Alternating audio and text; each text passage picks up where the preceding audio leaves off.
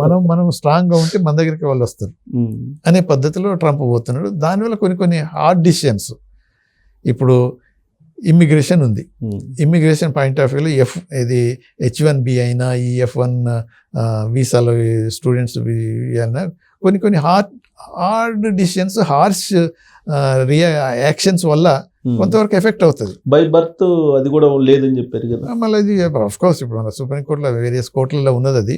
So అది ఎందుకనంటే అది amendment 14th amendment of the constitution వాళ్ళు ఎప్పుడైతే ఇంట్రడ్యూస్ చేసిండ్రో బై ఎగ్జిక్యూటివ్ ఆర్డర్ ఈ కెనాట్ డూ దట్ అని అప్పుడు స్టాప్ చేశారు. బట్ ఇప్పుడు మళ్ళీ ఇంకొక అమెండ్మెంట్ తీసుకొచ్చి దాన్ని క్యాన్సిల్ చేయగలుగుతాడు. ఎందుకు అని అంటే సెనేటు హౌస్ రెండిట్లో రిపబ్లికన్స్ మెజారిటీ కాబట్టి మార్చేసుకుంటారు, బిల్ తీసుకొస్తారు. Already is on the way, వాళ్ళు అప్రూవ్ చేసేస్తారు. కట్ ఆఫ్ డేట్ ఏదో పెట్టారు February 20th, ఆ కట్ ఆఫ్ డేట్తో చేయాలనుకుంటున్నాడు. సరే ఇక ఎన్నైనా ఇప్పుడు Trump Republican party in both హౌజెస్లో వాళ్ళ మెజారిటీ ఉన్నది కాబట్టి ట్రంప్ ఇప్పుడు ఏమైందని అంటే ఇక అందుకని ఒక్కోసారి అనిపిస్తుంది హిట్లర్ను మించి యాక్షన్స్ తీసుకుంటాడేమో. కాకపోతే ఇప్పుడు రిపబ్లికన్ పార్టీ కనుక దాంట్లోనే కొద్దిగా అనీజినెస్ పెరిగిపోతుంది. డిక్టటోరియల్ యాటిట్యూడ్ వల్ల, యూనిలేటరల్ డిసిషన్స్ వల్ల అమెరికాకు నష్టం వచ్చే పద్ధతిలో పోతుందేమో అన్నట్టు కొంతమంది ఆలోచిస్తూనే ఉన్నారు. కానీ సార్ ఇప్పుడు ఎగ్జిక్యూటివ్ ఆర్డర్స్ 100 దాకా సుమారు చేశారు కదా, ఇంకా ఇవన్నీ ఇంప్లిమెంట్ అవుతాయి అంటారు? ఇంప్లిమెంట్ చేయగలడు అతను? చాలా వరకు ఇంప్లిమెంట్ చేస్తాడు. ఇప్పుడు ఏదైతే same simple birth right citizenship అనేది ఇప్పుడు ఛాలెంజ్ చేసింది. సో అది ఛాలెంజ్ చేసినప్పుడు స్టాప్ అయిపోతుంది. కానీ అది మళ్ళీ ఇది బోత్ హౌజెస్లో పాస్ చేసి అమెండ్మెంట్ తీసుకొచ్చాడు అనుకో, పాస్ చేస్తే మళ్ళీ అది కూడా ఇంప్లిమెంట్ చేయగలుగుతాడు. సో ఇప్పుడున్న సిచ్యువేషన్లో ఆయన అనుకున్నది చేయగలడు, చేయగలిగే పరిస్థితిలో ఉన్నాడు. అంటిల్ అన్లెస్ రిపబ్లికన్ పార్టీలో రివోల్ట్ వస్తే తప్ప. So unstoppable Trump. So he has the Trump card with him. So రాబోయే రోజుల్లో ప్రపంచ దేశాలన్నిటికీ ట్రంప్ రూపంలో సినిమా ఉందంటారు. అంతే కదా, సినిమా చూపిస్తానన్నట్టు చూపిస్తూనే ఉన్నాడు. నువ్వు కనుక వినకపోతే ఇంతే సంగతులని జెలెన్స్కీకి ఏదైతే చెప్పాడో, తర్వాత ట్రూడోకి ఏదైతే అన్నాడో, అప్పుడు లాస్ట్ టైం కూడా ఫస్ట్ టర్మ్లోనే మన ఆస్ట్రేలియన్ ప్రైమ్ మినిస్టర్ని అయితే ఈ ట్రీటెడ్ లైక్ ఏమంటారు చపరాసిని ట్రీట్ చేసినట్టు చేసినప్పుడు ఆ పద్ధతిలోనే మళ్ళీ ఇప్పుడు వీళ్ళని కూడా ట్రీట్ చేసిండు. సో ఇంకా రాబోయే రోజులలో కొద్దిగా పెరిగే అవకాశం ఉంది తప్ప తగ్గేదేలే, అంతే తగ్గేదే లేదన్నట్టు పద్ధతిలో పోతున్నట్టు పోతుంది. అన్నిటికీ యూనిఫామ్గానే వ్యవహరిస్తాడా లేదంటే కొంచెం చూసి చూడనట్టు ఏమన్నా ఉంటాడు కొన్ని మన ఇండియా లాంటి చోట్ల? అంటే ఇప్పటికైతే మాత్రం I'm taking action against all అన్నట్టే చూపిస్తున్నాడు. Rule is rule for all అని అంటున్నాడు. బట్ లెటర్ అని కొంతవరకు రాను సెకండ్ మంతే కదా, అంతే నడుస్తుంది. అట్లీస్ట్ ఫస్ట్ క్వార్టర్ మాత్రం అంతే హై స్పీడ్లోనే పోతాడు. దాని తర్వాత కాన్సిక్వెన్సెస్ కొద్దిగా అర్థమవుతున్నప్పుడు ఓహో మనం ఇంతవరకు అంటే ట్రంప్ చాలా అంటే తెలియకల్లోడు అన్నట్టు. డైరెక్ట్గా తిట్టిన తర్వాత కొద్దిగా తగ్గినప్పుడు ఇంకా మెచ్చుకుంటాడు. ఓహో అచ్చా పర్వాలేదు నన్ను గుర్తిస్తున్నాడు అనే ఫీలింగ్ వచ్చేస్తుంది. నువ్వు మంచిగా ట్రీట్ చేసి నువ్వు ఎగనెస్ట్గా ఒకసారి అన్నావు అనుకో, దాని ఎఫెక్ట్ ఏమవుతుందంటే అందుకనే కదా ఒక సామెత ఏది ఉంది కదా, మన బిచ్చగాడికి రోజు మనం అడుక్కుంటున్నప్పుడు రోజు అన్నం పెట్టి వేసిన తర్వాత ఏదో ఒక రోజు లేకపోతే వచ్చి ఈరోజు లేకపోయింటే వాడు అప్పుడు తిట్టుకుంటూ పోతాడంట. నువ్వు రోజు లేకపోయినా పిలిచి ఇచ్చావనుకో మెచ్చుకుంటూ పోతాడంట. అంటే వీళ్ళదే బిజినెస్ మ్యాన్ కాబట్టి ఈజ్ శ్రూడ్ బిజినెస్ మ్యాన్ కాబట్టి ఆయన యాక్టివిటీస్ ఏంటంటే యాక్షన్స్ ఏంటంటే ఇనిషియల్ స్టేజ్లోనే మనం ఏమంటామనంటే ఇప్పుడు మెడికల్ లాంగ్వేజ్లో ఫ్లడ్డింగ్ థెరపీ అంటాం. కొన్ని సైకలాజికల్ ట్రీట్మెంట్ ఇచ్చేటప్పుడు మ్యాక్సిమం చేసేసేయాలి. ఫియర్ సైకోసిస్ ఉన్న వాళ్ళని తీసుకొచ్చి ఒక రూములో పెట్టి ఎలక భయపడ్డాం అనుకో, 10 ఎలకలు పెట్టేసి రూములు పెట్టేసి ఎంతసేపు ఒక అర్ధగంట సేపు నువ్వు అటు ఇటు అయిపోతే చివరికి అర్థం అయిపోతే అడ్జస్ట్ అయిపోతా. సేమ్ అలానే ఈ ట్రంప్ చేసే యాక్షన్స్ చూస్తే చలో చేసేసే మ్యాక్సిమం యాక్షన్స్ అని తీసుకో, ఎన్ని మాటలు అన్నా అన్ని మాటలు అన్ను, ఎన్ని తిట్టాలని అన్ని తిట్టు, ఎంత డౌన్ చేయాలి అంత డౌన్ చేయి, వాళ్ళే దారికి వచ్చేస్తారు, తర్వాత అడ్జస్ట్ అయిపోతారు. అప్పుడు మనం కాంప్రమైజ్ అయ్యి కింది దిగినప్పుడు మళ్ళీ మెచ్చుకుంటారు అని. అంటే ఆ ధోరణిలో కొంతమంది అంటే పర్సనల్ యాక్టివిటీస్లలో అలా ఆ పద్ధతిలో, ఎందుకంటే మేక్ అమెరికా గ్రేట్ అగైన్ అనే దాంట్లో ఆ పాలసీస్లో ఇటువంటి స్ట్రాటజీస్ అవసరమని ఒక్కొక్కరిను ఇలా డౌన్ చేసేస్తున్నట్టు, అలీస్ అపోనెంట్స్ అవన్నీ ఏం చూడకుండా అమెరికా ఇంట్రెస్ట్ ఏదో అదే ఇంపార్టెంట్, అది మెయిన్ పాయింట్ తప్ప నువ్వు ఇది నేను అది అనేది ఏం లేదు. ఫర్ ఎగ్జాంపుల్ ఇప్పుడు నిన్న జరిగిన యూరోపియన్ సమ్మిట్ వాళ్ళంతా ఏదుందో యూకే ప్రెసిడెంట్ ప్రైమ్ మినిస్టర్ ఈ సమ్మర్ ఏంటంటే we are the closest nations more than anybody అని మళ్ళీ సర్టిఫై చేసుకోవాల్సి వస్తుంది. ఓకే, అంటే ఒకప్పుడైతే నిజమే, ఇప్పుడు అమెరికా అంటే అమెరికాతో ఒక యూకే అన్నట్టు అవుతుంది. బట్ ఈవెన్ దెన్ జెలెన్స్కీకి యుక్రెయిన్కు సపోర్ట్ ఎక్స్ప్రెస్ చేస్తున్నప్పుడు నేను ఇండిపెండెంట్గా ఇది చేయట్లేదు, అమెరికాకు ఎగనెస్ట్గా మాట్లాడట్లేదు, అమెరికా బ్యాకింగ్తోనే ఇది చేస్తామంటున్నాం, క్లోజెస్ట్ ఫ్రెండ్ అని చెప్పి చెప్పుకుంటున్నారు ఇండైరెక్ట్గా అంతే కదా. సో ఇప్పుడు పర్టికులర్గా ఇప్పుడు మనం మాట్లాడుకునేది ఈరోజు ఆ జెలెన్స్కీది యుక్రెయిన్ది ఏం జరగబోతుంది ఆఫ్టర్ సమ్ టైమ్ అని అంటే జెలెన్స్కీ యాక్సెప్ట్ చేయక తప్పదు, సీజ్ ఫైర్కి రాక తప్పదు. అమెరికన్స్ సీరియస్ ఉన్నారు. పర్టికులర్లీ ట్రంప్ ఏమన్నాడు, the next day I take over the presidency I will stop the all wars అనేసి. కానీ వీడేం వింటలేడు. నువ్వు సీజ్ ఫైర్ అగ్రి కాడు, పుటిన్ అగ్రి అయిండు, నువ్వెందుకు అగ్రి కావట్లేవు అనేది మా ఆర్గ్యుమెంట్లాగా మారు చెప్పేస్తున్నా. కానీ వీడు నో నో నో నో నాకు గ్యారంటీ ఏది ఏంటి అని వీడు తిరగబడుతున్నాడు. సో ఇప్పుడు తిరగబడుతున్నాడు, మనకు లయబిలిటీ. ఇప్పుడు అదే ఏమంటారంటే ఇప్పుడు చాలామంది ఏంటంటే మార్షల్ లా ఉన్నది కాబట్టి, నేషన్ ఎట్ వార్ కాబట్టి ఇప్పుడు ఎలక్షన్స్ జరగవు. As long as war goes on Zelensky ప్రెసిడెంట్గా కంటిన్యూ అవుతాడు. సో క్లియర్గా ట్రంప్ అంటున్నాడు, you are unfit to be the president. నువ్వు ఏదో మార్షల్ అని డిక్లేర్ చేసి వార్ను కంటిన్యూ చేసి నువ్వు థర్డ్ వరల్డ్ వార్కు రిపీటెడ్గా అన్నాడు, 3 times వరల్డ్ వార్ వైపు తీసుకెళ్తున్నావు. సో రిపీటెడ్గా అన్నాడు, you are endangering the world leading to third world war, you want third world war అని రిపీటెడ్గా అన్నాడు. నిజంగా వస్తుందా సార్? ఒకవేళ అమెరికా చెప్పింది వెళ్ళలేదనుకోండి, యుక్రెయిన్ ప్రెసిడెంట్ జెలెన్స్కీ నిజంగా థర్డ్ వరల్డ్ వార్ వచ్చే అవకాశం ఉందా? థర్డ్ వరల్డ్ వార్ ఎప్పుడు వస్తుంది? అమెరికా కనుక ఆపోజిట్ పార్టీలో ఉండి చైనా రష్యా ఉంటేనే థర్డ్ వరల్డ్ వస్తుంది. ఇప్పుడు రష్యా అమెరికా క్లోజ్ అయిపోతున్నప్పుడు ఇంకా వార్ ఎక్కడ వస్తుంది? యుక్రెయిన్ క్లోజ్ అవుతుంది. అదే కదా, అంతేనంటారా? నేచురల్ అది. వీడు ఏం లేదు అండి, మనం ఏమంటాం, ఇది పాన్. ఓకే, వీళ్ళు ఏం చేస్తారు, కొన్ని పర్టికులర్లీ యూరోపియన్ లీడర్స్ అంతా, అయ్యో పాపం వాడు యూరోపియన్ నైబర్ కంట్రీ ప్రెసిడెంట్, మనమే కదా ఎక్కిచ్చింది, వాడిని అలా లెట్ డౌన్ చేస్తే ఎలా, ఏదో సపోర్ట్ చేద్దాం పాపం అని కొద్దిసేపు ఏదో స్వీట్ టాక్ ఏదో చెప్పేస్తారు తప్ప ఫైనల్గా ఇప్పుడు వచ్చి యుక్రెయిన్ ఇప్పుడు వాడు అదే అంటున్నాడు కదా,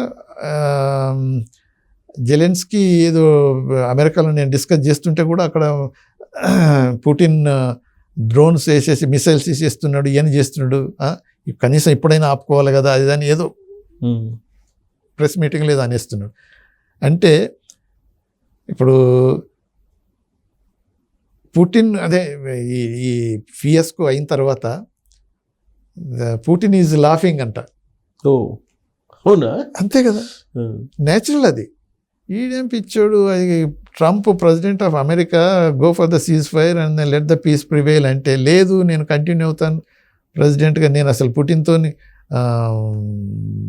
కూర్చొని నెగోషియేట్ చేయను, Putin has to go back, occupied territory అంతా వదిలిపెట్టిపోవాలనేది అవన్నీ కాని పనులు.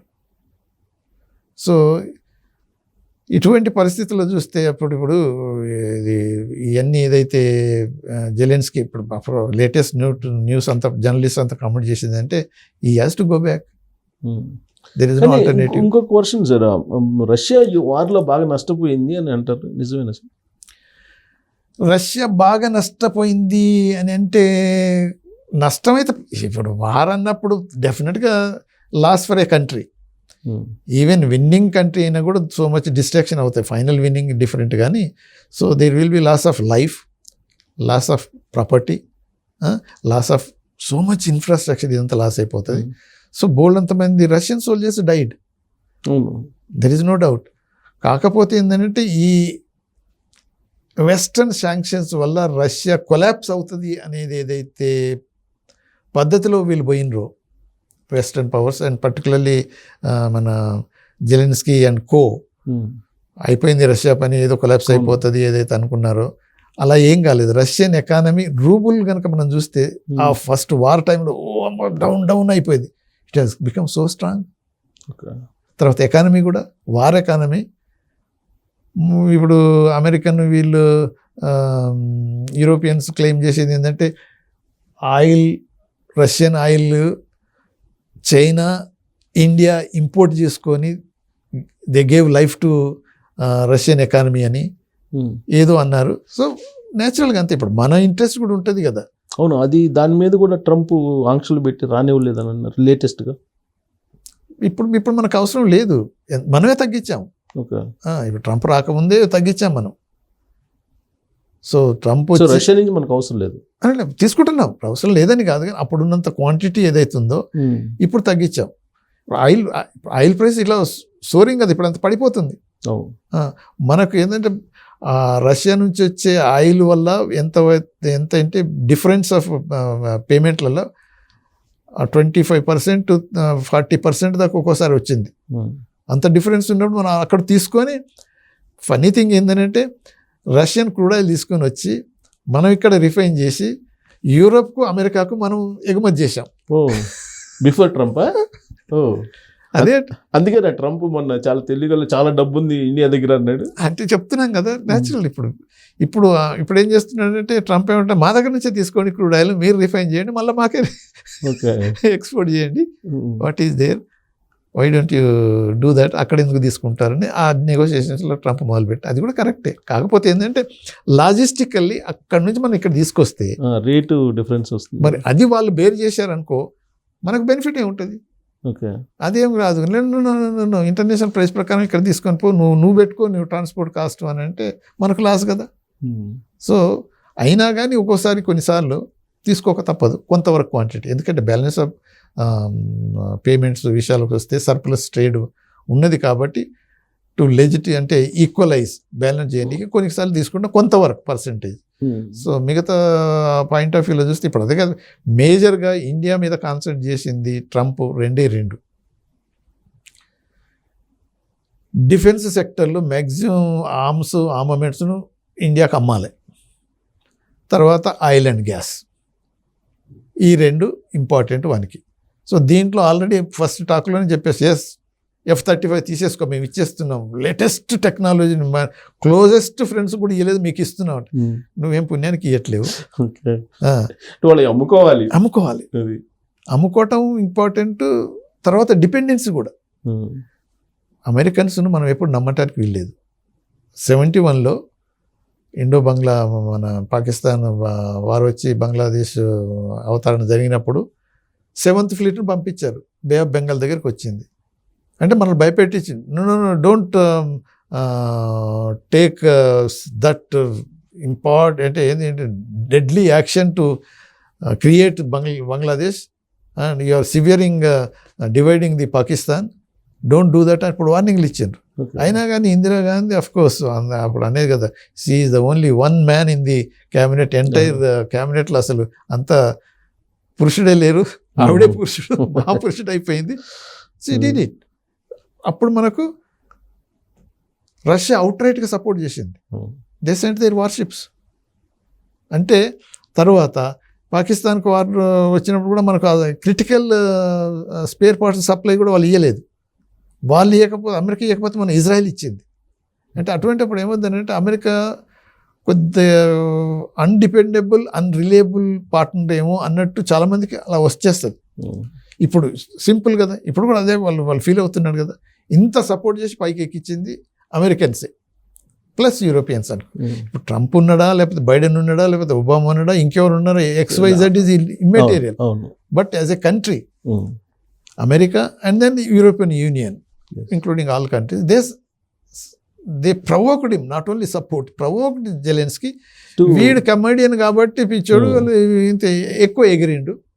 సో కాబట్టి ఇప్పుడు he has to fall down.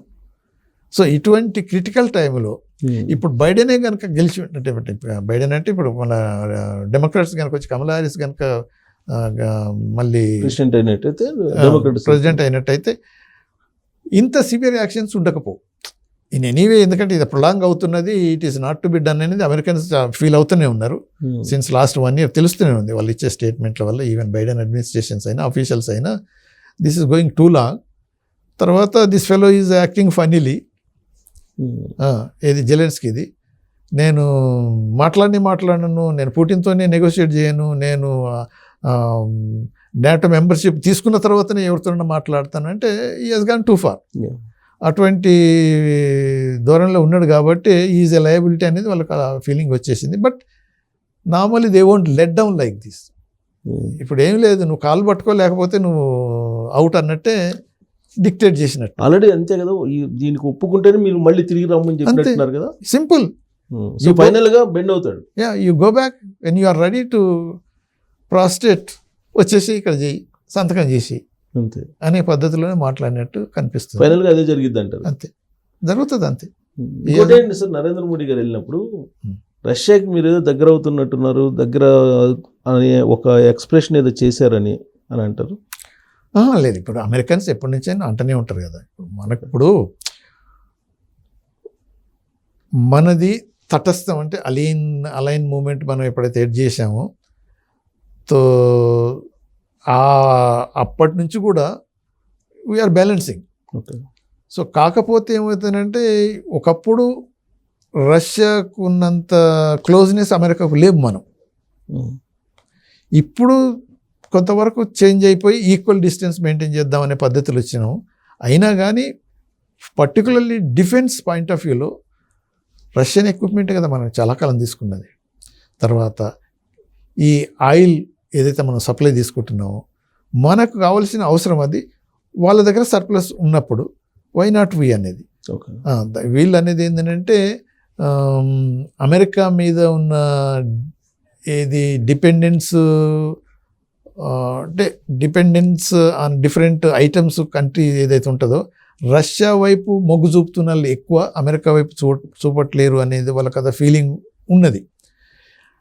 ఎందుకు ఉన్నదంటే మీరు సర్ప్లస్ ట్రేడ్ ఉన్నది అమెరికాకు, మీరు వాడు 100 billion మీకు సర్ప్లస్ ఉందనంటే అట్లీస్ట్ మాకు 50 billion అయితే ఉన్నది. సో దాన్ని కూడా మీరు ఈక్వలైజ్ చేయడానికి మాతో బిజినెస్ చేయట్లేరు. పర్టికులర్లీ మాకు డిఫెన్స్ ఇండస్ట్రీ, డిఫెన్స్ ఎక్విప్మెంట్ మీద మీరు ఎందుకు మేము ఆఫర్ చేసినా తీసుకుంటలేరు. కానీ అది కాస్ట్లీ అఫైర్ కాబట్టి వద్దనుకుంటున్నాం. బట్ ఇప్పుడు ఇక ఏమైందంటే ఒక్కోసారి ఇప్పుడు వాళ్ళు ఇచ్చే యాక్చువల్గా అమెరికన్స్ కొంతవరకు టూ మచ్ ప్రాఫిట్ ఓరియంటెడ్ ఉన్నాడు కాబట్టి మనం తీసుకోలేకపోయాం. ఇప్పుడు మిరాజ్కి ఏం తీసుకున్నాం, అది ఫ్రాన్సే కదా. MiG-20s, సుకాయిలు అవన్నీ రష్యా నుంచి తీసుకున్నాం, కానీ ఇక్కడ ఫ్రాన్స్ ఏం తీసుకున్నాం. అదే వీళ్ళతోని రీజనబుల్గా మనకు మంచి కన్సెషన్లు ఇచ్చి ట్రాన్స్ఫర్ ఆఫ్ టెక్నాలజీ కనుక వాళ్ళు మాట్లాడి ఉంటే F-16 ఆఫర్ చేసినప్పుడు కావాలనుకున్నాం, అప్పుడు తీసుకునేవాళ్ళం. ఇప్పుడు F-35 ఇస్తాము తీసుకోండి అని. బట్ ద కాస్ట్ ఏమవుతుంది, 3-4 times కాస్ట్లియర్ దాన్ మిరాజ్ అవుతుంది. తర్వాత మెయింటెనెన్స్, తర్వాత transfer of technology, spare parts protection, ఇవన్నీ కనుక వాళ్ళు అగ్రి అయితే ఇట్స్ ఓకే. అప్పుడు ఏం చేయాలంటే ఓకే మనం ఉన్నది కాబట్టి అదే నెగోషియేటింగ్ టేబుల్ మీద కూర్చున్నప్పుడు you have to negotiate with strength. వీక్నెస్తోని నెగోషియేట్ చేస్తున్నప్పుడు మనం లూజర్ అవుతాం. సో మన పాయింట్ ఆఫ్ వ్యూ అది ఏంటంటే మీరు ఇచ్చేదానికంటే అక్కడ ఇచ్చేది మాకు ఎక్కువ ఉన్నది కాబట్టి we're going for that, you offer that will take it అనేది అలా మనం నెగోషియేట్ చేయాల్సి వస్తుంది. ఒక్కొక్క స్టేజ్లో ఇక గివ్ అండ్ టేక్ ఉండాల్సి వస్తుంది. సో ఇప్పుడు ఎప్పుడు అమెరికన్ ముందున్న అడ్మినిస్ట్రేషన్లో కొంతవరకు okay give let us see and take అనేది ఉండేది. ఇప్పుడు ఎన్నెన్నో టేక్ అన్నట్టే పద్ధతిలో మాకే కావాలనేది ట్రంప్ ధోరణి ఉన్నట్టు కనిపిస్తుంది. కాబట్టి ఈ పరిస్థితుల్లో మనం ఎంత ప్రెషర్ వచ్చినా కానీ వీ షుడ్ నాట్ ఈల్డ్. ఇంకొకటి సార్, ఇప్పుడు అమెరికా వెళ్ళొచ్చిన తర్వాత అనుకుంటా ఫ్రాన్స్ వెళ్ళారు ఎవరు, నరేంద్ర మోడీ గారు. అక్కడేదో చైనా ఇప్పుడు ఏదైతే రోడ్డు చేస్తుందో బెల్ట్ అండ్ రోడ్ దానికి ప్యారలల్గా అక్కడ ఏదో చేయటానికి శంకుస్థాపన చేశారు అని అంటారు. ఐ హ్యావ్ నో ఐడియా అక్కడ మరి దీనికి ప్యారలల్గా అంటే ఇప్పుడు ఒకటి మనం కూడా మనకు సిల్క్ రోడ్ ఏదైతే ఉన్నదో మనం ఇరాన్ నుంచి తర్వాత ఇటు ఇటలీ వైపు వెళ్ళి యూరోప్ నుంచి వెళ్ళి alternate to this belt and road ఏదైతే ఉన్నదో దానికి ఆల్టర్నేట్ ఎప్పటి నుంచి అనుకుంటున్నాం. దానికి ఏదో చేసి అని అంటారు. ఇది ఈ మీట్ అయిన తర్వాత అంటే దానికి Europeans also they are pro, okay, America is also pro. అదైతే జరిగింది, కరెక్ట్ డిస్కషన్స్ అవుతున్నాయి. దే ఆర్ ఇప్పుడు ఆల్వేస్ ఇప్పుడు చైనాది డామినెన్స్ బెల్ట్ అండ్ రోడ్ ఏదైతే సిస్టమ్ పెట్టుకొని ఎంటైర్ ఏరియాను డామినేట్ చేయాలని చైనా ఏదైతే ఆలోచిస్తుంది అనేది America is also against, Europe is also బిగినింగ్లో ప్రో చైనా ఉండి ఓకే బాగానే ఉందన్నారు. కానీ వాళ్ళు కూడా ఇప్పుడు రియలైజ్ అవుతున్నారు ఓకే చైనా గేమ్ ప్లాన్ డిఫరెంట్గా ఉన్నది, so we should have alternate also. So India to Europe ఏదైతే రూట్ ఉన్నదో ఇది బాగానే ఉన్నది, ఇది విల్ సపోర్ట్ ఇట్ అని అయితే డిస్కషన్స్ అవుతున్నాయి. అంటే పాకిస్తాన్ ఉపయోగించుకొని వీళ్ళు చైనా వాళ్ళు ప్లే చేస్తున్నారు కాబట్టి ఇండియాను ఉపయోగించుకొని అక్కడ మనం చేద్దాం అనే యాంగిల్లో అమెరికా ఏదో వెళ్ళిందని అంటారు. అంటే అయితే కొంతవరకు కరెక్ట్. అది ఆల్టర్నేట్ అనేది చైనాకు ఏదైతే అదే సేమ్ సప్లై చైన్ డైవర్సిఫికేషన్ అనేది వాళ్ళ ఏదో మైండ్లో ఉన్నదో అది కొంతవరకు ఈ రూట్ కూడా అవసరం. చైనాకు కనుక మొత్తం ఒప్పజెప్పేస్తే బెల్ట్ అండ్ రోడ్ సిస్టంలో చైనా డామినెన్స్ వచ్చేస్తే వాళ్ళ సప్లై చైన్ మళ్ళీ ఇంకొక ఎక్స్ట్రా కంట్రోల్ వస్తుందని, అలా కాకుండా ఉండడానికే మనం ఇండియా నుంచి ఆల్టర్నేట్ రూట్ ఏదైతే పోతున్నదో అది అడ్వైజబుల్ అని దే ఆర్ థింకింగ్. సార్ ఫైనల్గా అంతర్జాతీయంగా నెలకొన్న పరిస్థితులు నడుమ పిఓకేని హ్యాండ్ అవుట్ చేసుకునే ధైర్యం నరేంద్ర మోడీ గారు చేస్తారా? ఇప్పుడు నేను అనుకునేది ఏంటంటే ఇప్పుడు అదంతా రిటోరిక్, అంత ఓన్లీ ఏమంటారు ఎలక్షన్ స్ట్రాటజీ లెక్క ఓట్ల గురించి మాట్లాడటం తప్ప అది తీసుకొని వీళ్ళు రీటేక్ అనేది యాక్చువల్గా పోయి ఆక్యుపై చేయటం అనేది జరగదు. ఒకవేళ అలా జరిగినట్టు ఏమైందని అంటే ఇంటర్నేషనల్ లెవెల్లో ఇప్పుడున్న పరిస్థితులు డైనమిక్ చేంజెస్ ఎన్ని అవుతాయి. ఫర్ ఎగ్జాంపుల్ ఇప్పుడు చైనా ఏముంటుంది, తైవాన్ మాదే మేము గుంజుకుంటామని. ఇప్పుడు యుక్రెయిన్ జెలెన్స్కీకి ఇచ్చిన ట్రీట్మెంట్ని చూసిన తర్వాత తైవాన్లో కూడా దెర్ ఈజ్ ఎ డిస్కషన్. ఒకప్పుడు ఇప్పటిదాకా కూడా 100% అమెరికన్ బ్యాకింగే కదా. ఆ తైవాన్ క్రియేట్ చేసిన వాళ్ళే ఇది రిపబ్లిక్ ఆఫ్ తైవాన్ అనేది పెట్టింది, ఇది పీపుల్స్ రిపబ్లిక్ ఆఫ్ చైనా ఇటు వచ్చేసింది. దాన్ని క్రియేట్ చేసింది అమెరికన్స్. ఇప్పటిదాకా 100% సపోర్ట్ చేస్తూనే ఉన్నారు. ఒక స్టేజ్లో ఈ ట్రంప్ కూడా okay enough is enough, we don't support అంటే అప్పుడు ఏం చేస్తుంది అంటే చైనా ఆక్యుపై చేస్తుంది. అంటే జరిగేటట్టు లేదు ఇప్పుడు, కానీ అవుతుందో ఏమో అని అప్రహెన్షన్స్ అయితే వచ్చేస్తున్నాయి. అలాంటి పరిస్థితులు వచ్చినప్పుడు when India becomes so strong, మనలో చైనా అది ఆక్రమించుకున్నట్టు మనం ఇక్కడ ఆక్రమించుకోవటం అనేది జరుగుతుందా అనే ఆలోచన కొంతమందికి అనిపిస్తుంది. బట్ ఇన్ ఫోర్సియబుల్ ఫ్యూచర్లో అది జరిగే పరిస్థితి అయితే లేదు. ఈజీ కాదంటారా? ఈజీ కాదు. దానివల్ల వచ్చే బెనిఫిట్ ఏం లేదు ఇండియాకి ఎక్స్ట్రా. అది ఒక లయబిలిటీ తప్ప మనకు ఒక ఎసెట్ లెక్క ఉండి ఏదో మనం ప్రాస్పర్ అవుతాం అనేది అయితే ఏం లేదు. చూపించుకోనికి ఎస్ మేము మళ్ళా పాకిస్తాన్ ఆక్యుపైడ్ ఏరియాను కూడా మేము వాపస్ తీసుకున్నామని ఏదో చూపించుకోవడం జరుగుతుంది, కానీ దానివల్ల ఎక్స్ట్రా బెనిఫిట్ ఏమి ఉండదు. కానీ బంగ్లాదేశ్ గురించి కూడా మాట్లాడారు ట్రంప్, నరేంద్ర మోడీ గారు మీట్లో అని అంటారు. బంగ్లాదేశ్ విషయంలో ఎలాంటి గేమ్ ప్లే చేయబోతున్నాడు ట్రంప్? ఇప్పుడు ఎందుకంటే ఇది యుఎస్ ఎయిడ్ ఏదైతుందో దాన్ని అనలైజ్ చేసినప్పుడు బంగ్లాదేశ్కి కూడా ఆల్మోస్ట్ 29 మిలియన్స్ అవి ఇచ్చేసి వేరియస్ యాక్టివిటీస్కి ఉపయోగించబడ్డదని. సో దాంట్లో కూడా ఏదైతే హసీనాను డీథ్రోన్ చేయనీకి యాంటీ హసీనా ఏదైతే క్యాంపెయిన్ జరిగిందో ఈ మనీ ఉపయోగించబడ్డది అనేది అయితే తెలుస్తూనే ఉన్నది. ఇప్పుడంతా అనలైజ్ చేస్తున్నారు కదా. సో దాంతో కాకపోతే అక్కడ మనం ఇప్పుడు ప్రజెంట్ రిజీమ్లో anti Hindu sentiments, anti Christian sentiments ఎక్కువైపోయినాయి అక్కడ బంగ్లాదేశ్లో. సో దానివల్ల అమెరికన్ సెనేటర్స్, అమెరికన్ పొలిటీషియన్స్ కూడా దే స్టార్టెడ్ రైజింగ్ వాయిస్. ఇది కరెక్ట్ కాదు, ఇది ఇస్లామోఫోబియా వచ్చేసింది అక్కడ, ఇదంతా యాంటీ మైనారిటీస్ యాక్టివిటీస్ ఎక్కువైపోయినాయి. సో దీనికి కొంతవరకు అమెరికన్ డబ్బే ఉపయోగపడ్డది, యుఎస్ ఎయిడ్ అనేది. సో ఇలా జరిగింది. అదంతా సమ్ వాట్ ఎవర్ ప్రీవియస్ అడ్మినిస్ట్రేషన్లో ఇలా ఉన్నాయి కాబట్టి అది మనం ఎంకరేజ్ చేయకూడదు అనే ఆలోచన అయితే ట్రంప్ అడ్మినిస్ట్రేషన్లో ఉన్నది. బట్ లోపట హసీనా, ఇప్పుడు షేక్ హసీనా ఇప్పుడు మన ఇండియాలో ఉన్నది కదా, మనమే షెల్టర్ ఇచ్చాం కదా. సో ఇప్పుడు దానివల్ల ఇప్పుడు ఇది బంగ్లాదేశ్ గవర్నమెంట్ ప్రొటెస్ట్ చేస్తున్నది, ఇది డిమార్చ్ అంటాం, అంటే డిమాండ్ చేస్తున్నది ఆవిడని పంపించమని, రిటర్న్ చేయమని. మనం పంపించే పద్ధతిని అయితే లేదు. ఆ ఇంటర్నల్ డిస్కషన్స్ తప్పకుండా జరిగి ఉంటాయి. బట్ ఇప్పుడు ఉన్న పరిస్థితుల్లో అమెరికా ఏం ఆలోచిస్తున్నది, రీఇన్స్టేట్ చేసే, హసీనాను రీఇన్స్టేట్ చేసే పద్ధతిలో ఉన్నదా అనేది మాత్రం ఎవరికి తెలియదు. ఒకప్పుడు ఏంటంటే అలిగేషన్స్ ఆవిడే చెప్పింది కదా Sheikh Hasina, America was interested in some islands, అవి కావాలంటే నేను వద్దన్నాను, కాబట్టి నన్ను రిజిమ్ చేంజ్ చేసి నన్ను అధికారం నుంచి దించేసి నీకు అమెరికన్స్ మేజర్ రోల్ ప్లే చేశారు అనేది అమెరికన్స్ది. అదే అంటున్నాగా వాళ్ళ ఇంట్రెస్ట్. ఇప్పుడు ఆఫ్ఘనిస్తాన్ చూసాం, ఆల్ ఖైదాని క్రియేట్ చేసింది ఎవరు? ఐసిస్ని క్రియేట్ చేసింది ఎవరు? అమెరికన్స్. చివరికి వాళ్ళే కదా మన వరల్డ్ ట్రేడ్ సెంటర్ మీద అటాక్ చేశారు.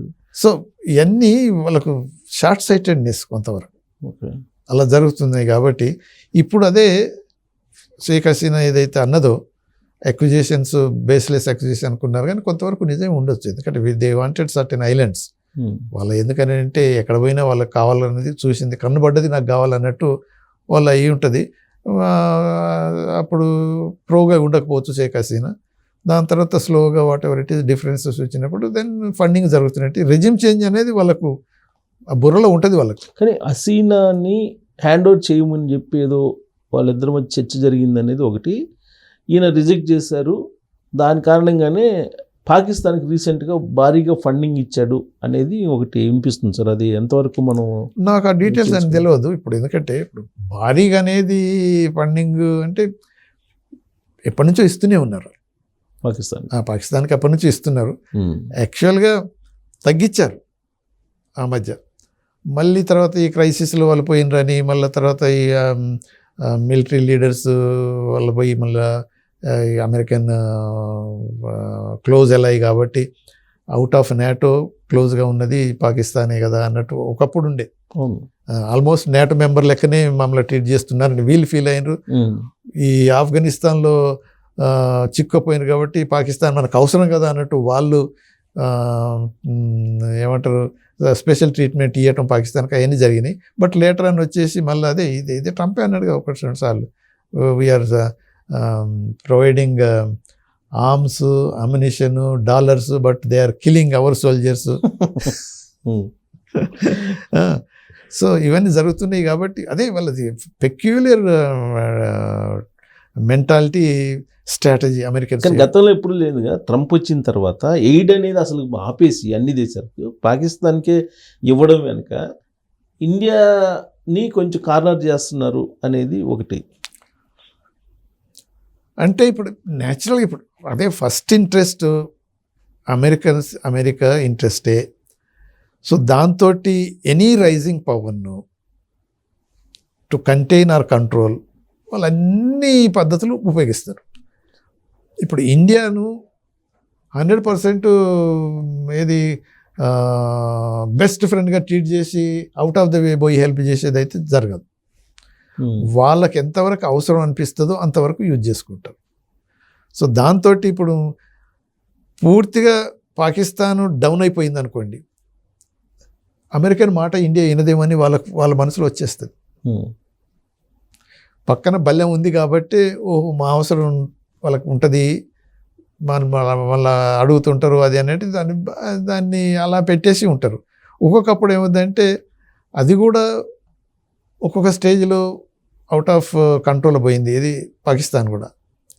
అందుకనే వాళ్ళను మళ్ళీ నువ్వు ఏదో పోతున్నావు, యువర్ ప్లేస్ ఈజ్ దిస్, నువ్వు ఇలా ఉండకపోతే మళ్ళీ మిమ్మల్ని కూడా ఇలా చేసేస్తాం అనేది అప్పుడప్పుడు వాళ్ళకి అమెరికా చైనాకి సహకరించిందనే రోడ్డు విషయంలో. అవును, అదే అవుట్ ఆఫ్ ద అంటే పోయి క్లోజ్ అయిపోయింది చైనాకు.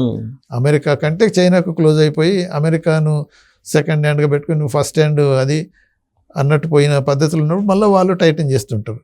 సో అలానే ఆ మెయింటైన్ చేస్తారు కాబట్టి ఆ పాయింట్ ఆఫ్ వ్యూలో యాంటీ ఇండియన్ యాటిట్యూడ్ అమెరికాలో ఉన్నది అని మనం అనుకోవటానికి కాదు, కానీ అమెరికన్ ఇంట్రెస్ట్ మెయింటైన్ చేసుకోనీకి పాకిస్తాన్ ఒక టూల్గా ఉపయోగించుకుంటారు కాబట్టి వాళ్ళకు అవసరం ఉన్నప్పుడు కొంత ఎయిడ్ ఇస్తూనే ఉంటారు, ఒక్కోసారి ఎక్సెస్. సో ట్రంప్ని కలిసి నరేంద్ర మోడీ గారు వచ్చిన తర్వాత జరిగిన డెవలప్మెంట్ అది. ఇంకోటి ఏంటంటే ఎవరినో గెలిపించడానికి అమెరికా నుంచి ఫండ్స్ ఎలక్షన్ కమిషన్కి పంపించారనేది ఒకటి ట్రంప్ నుంచి వచ్చింది. ఇప్పుడు అంతే, అది ఇప్పుడు యుఎస్ ఎయిడ్ ఏదైతే ఇప్పుడు 21 million of money year marked for increasing the voter turning in India, vote percentage, అదే పర్సెంటేజ్ని ఇంక్రీజ్ చేయడానికి ఈ అమౌంట్ అనేది ఇయర్ మార్క్ చేయబడ్డది అనేది దాన్ని క్యాన్సిల్ చేసేస్తూ ఉన్నాం. అది ఉపయోగించిందని కాదు, ఇంతకుముందు కూడా ఇన్ని సంవత్సరాల నుంచి కూడా సంథింగ్ యాక్టివిటీస్ గోయింగ్ ఆన్. అదే ట్రంప్ ఏం చేస్తాడంటే అదొక అంటే ఏమంటారు క్లవర్ మూవ్ అన్నట్టు. They wanted somebody to be ఎలక్టెడా ఈ మనీ ఉపయోగించుకోనా అంటే ఇప్పుడు ఆటోమేటిక్ ఏమవుతుంది, పెద్ద ఇది వచ్చేసింది కదా ఇండియాలో. This all used by Congress. మన ఐటీ చీఫ్ ఇన్ఛార్జ్ మాలవీ అని ఉన్నాడు కదా బీజేపీ అని, వెంటనే కాంగ్రెస్ కాంగ్రెస్ కాంగ్రెస్ ఇలా ఉంది. మళ్ళీ కాంగ్రెస్ నుంచి నేచురల్గా వాళ్ళు అన్నాక జై రమేష్ క్లియర్ 10 సంవత్సరాల నుంచి పవర్లో ఉన్నది మీరు, డబ్బు ఎవరికి వచ్చిందో మరి మీరు తీసేసుకోండి, give a white paper, give the particulars, అసలు మీకే వచ్చిందో ఈ డబ్బు, ఎందుకంటే మీరు ఇన్ని కంట్రోల్ చేస్తున్నప్పుడు సో మీరే వాడుకున్నారు కదా. సో యుఎస్ఏడి ప్రాజెక్ట్స్ అని బయట పెట్టండి, మొత్తం లిస్ట్ చేసేయటం యుఎస్ఏడి ఏమేమి లాస్ట్ 4-5 yearsలో ఎంత ప్రాజెక్ట్ ఎంత ఇచ్చారనేది వాళ్ళు వేరియస్ అదర్ హెల్త్ సెక్టర్లు, శానిటేషన్, డ్రింకింగ్ వాటర్ ఎన్నెన్నో ప్రాజెక్టులు చూపించారు. ఈ అమౌంట్ మరి ఎక్కడ పోయింది?